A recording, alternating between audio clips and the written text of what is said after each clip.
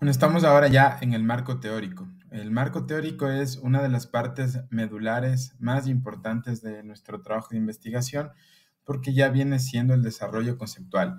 Para ello es importante tener claro la información que vamos a utilizar, entre otras cosas porque eso nos va a permitir que nuestro trabajo tenga rigurosidad. Como ustedes ya habrán recordado, hemos tenido varios pasos para llegar justamente hasta este punto en el desarrollo mismo o en la propuesta mismo de la hipótesis, de la hipótesis que vamos a falsear, demostrar o en su caso, pues ver los elementos que no se configuran con nuestra propuesta inicial. En este sentido, el marco teórico ya es propiamente dicho la revisión bibliográfica y poder tener una claridad conceptual de lo que nosotros estamos haciendo referencia. En este caso, normalmente lo que había establecido, por así decirlo, como una política algunos centros universitarios de investigación, es que esta información o estos textos que vamos a tomar como referencia no tenían que ser más antiguos, más allá de 5 años, es decir, tenían que tener una antigüedad hasta de 5 años. Por suerte, este criterio ridículo se quitó porque evidentemente hay autores, ¿no es cierto?, que han desarrollado elementos conceptuales fundamentales desde hace mucho tiempo y que hoy en día todavía están en boga, ¿no? Conceptos como justicia, no sé, la gravedad, o un montón de teorías que evidentemente no nacieron hace 5 años y de alguna forma estaríamos dejando por fuera todo este marco conceptual. ¿Cuál es el criterio para el marco teórico? En este caso, sí, revisar la fuente que es básicamente fuente pertinente y para ello necesitamos tener amplia discrecionalidad porque uno de los problemas actuales que vivimos precisamente es que existe lo que algunos autores han denominado como el exceso de información. Por exceso de información se entiende de que el problema no es encontrar información, sino saber cuál es la información óptima, con cuál puedo trabajar, cuál es útil, cuál es confirmada, cuál es contrastada.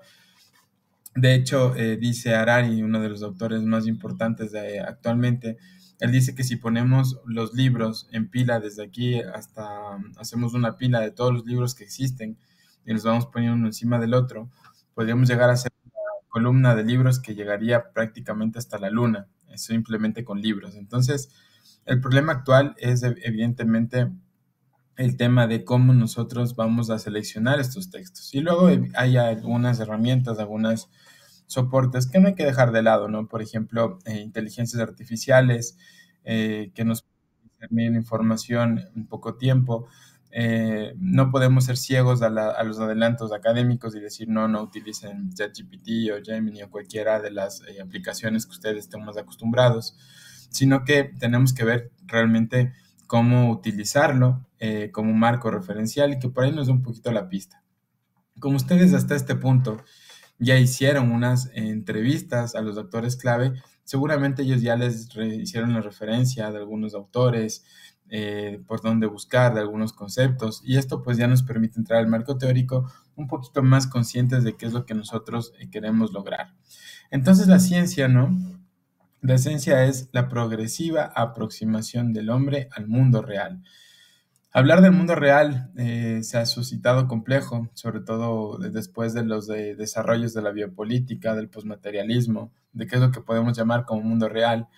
Lo bonito que tiene la ciencia es que precisamente aplica un método y con este método es que nosotros podemos justamente caminar, aproximarnos de la mayor forma posible a lo que se llama, por ejemplo, Max Planck, al mundo real, es ir dando pasos hacia allá sabiendo que la realidad es cambiante, que la realidad es compleja, pero sí mezclando teorías que provienen, por ejemplo, de Popper, del positivismo, junto con teorías sociológicas que nos dan un marco también para poder plantearnos las preguntas adecuadas y caminar hacia la respuesta de encaminarnos justamente hacia el mundo real. Entonces, el marco teórico, ¿qué es? ¿Qué fuentes debo revisar? ¿Cómo debo procesar la información?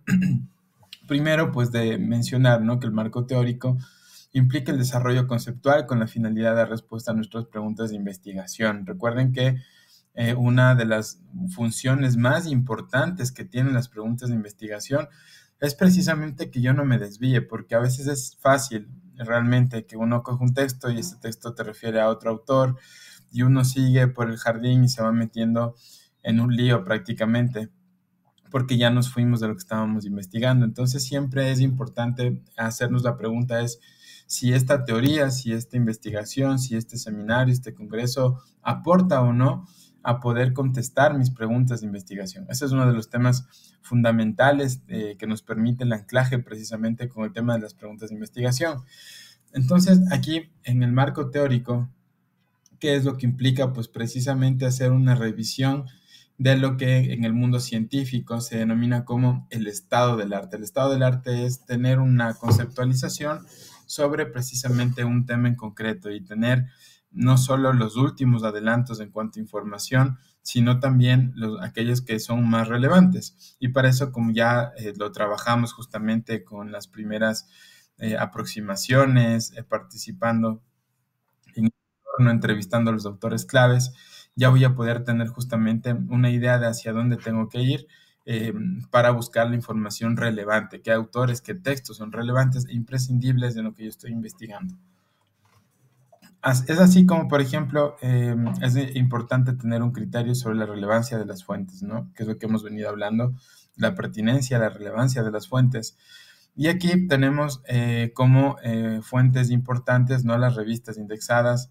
Hay buscadores de revistas indexadas que justamente, por ejemplo, una de ellas es Cielo, es con SCIELO, Cielo. Es un buscador de textos de entrevistas indexadas donde uno pues va buscando y con los títulos te va dando los artículos de investigación.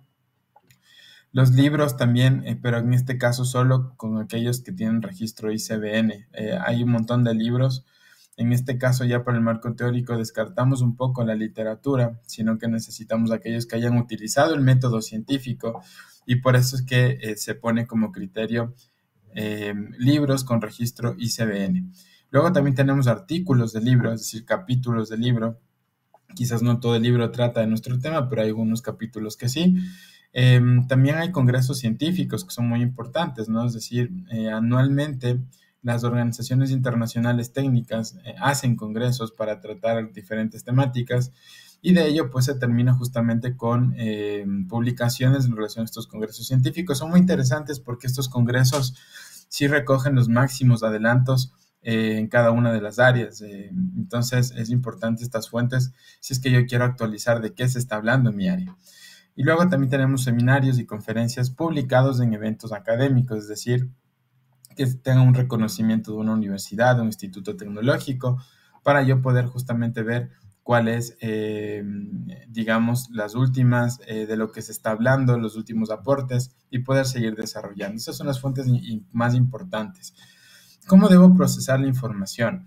Bueno, información, ¿qué es lo que tengo que hacer? A ver, básicamente, cuando yo hago un estado del arte, es coger las diferentes conceptualizaciones sobre un tema de al menos de entre 3 a 5 autores y después de ello yo cojo los elementos comunes. Entonces digo, lo común entre los 5 autores es que han encontrado esto, esto y esto.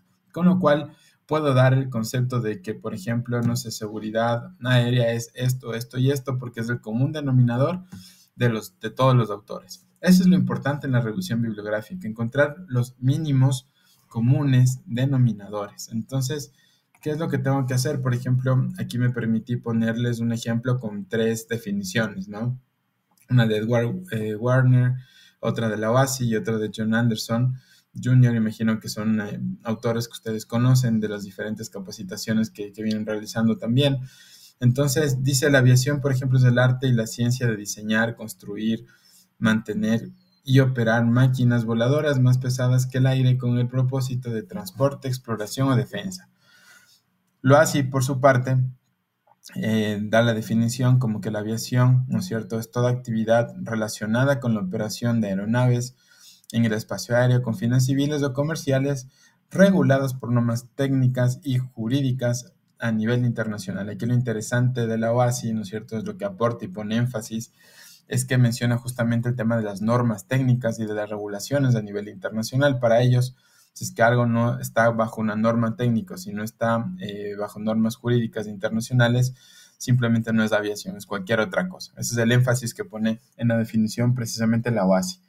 Otra definición que tenemos es, la aviación es una disciplina que une la física del vuelo con la ingeniería, la historia y la necesidad humana de superar el entorno, abarcando tanto el vuelo propulsado como el no propulsado. Aquí lo interesante es de básicamente que nos añade un concepto que es el de la historia, ¿no? Es decir, dentro del concepto de aviación le pone eh, justamente que une la física, la ingeniería y la historia y la necesidad humana. Entonces, de las tres definiciones podemos ver que la primera se decanta más justamente por temas técnicos, ¿no es cierto? Por la ciencia, operar máquinas. La OASI hace mayor énfasis en el tema de las normas técnicas y jurídicas a nivel internacional. Y esta otra definición de Anderson en cuanto a aviación, pues ya va metiendo un poquito lo que es la historia, la vinculación con la humanidad, las necesidades humanas, un poquito más histórica, más sociológica. Entonces, de estas definiciones podemos sacar estos elementos comunes que tienen fuertes los conceptos. Primero, que todas las definiciones tienen una relación con las aeronaves y el vuelo. Está presente en las tres definiciones, entonces siempre que hablamos de aviación, hablamos necesariamente de aeronaves y de vuelo. Las tres definiciones hablan de la dimensión técnica y científica, es decir, son procesos netamente técnicos y científicos. Tienen una finalidad. Para las tres concepciones, la finalidad de cubrir objetivos prácticos, no es volar por volar, sino que tiene una orientación a un fin muy práctico y muy determinado. Y luego, pues también el tema de la regulación y la sistematización. Entonces, estos cuatro elementos han estado presentes en los diferentes conceptos que ya vimos anteriormente. Entonces, de ello podríamos decir, ¿no es cierto?, que la aviación necesariamente implica la relación con las aeronaves y el vuelo, tiene una dimensión técnica y científica muy importante, su práctica está orientada a satisfacer unos objetivos y fines prácticos y tiene como característica que tiene unas regulaciones internacionales, unas normas técnicas y una sistematización a nivel mundial. Ahí podríamos ya tener como que el mínimo común denominador de los tres conceptos.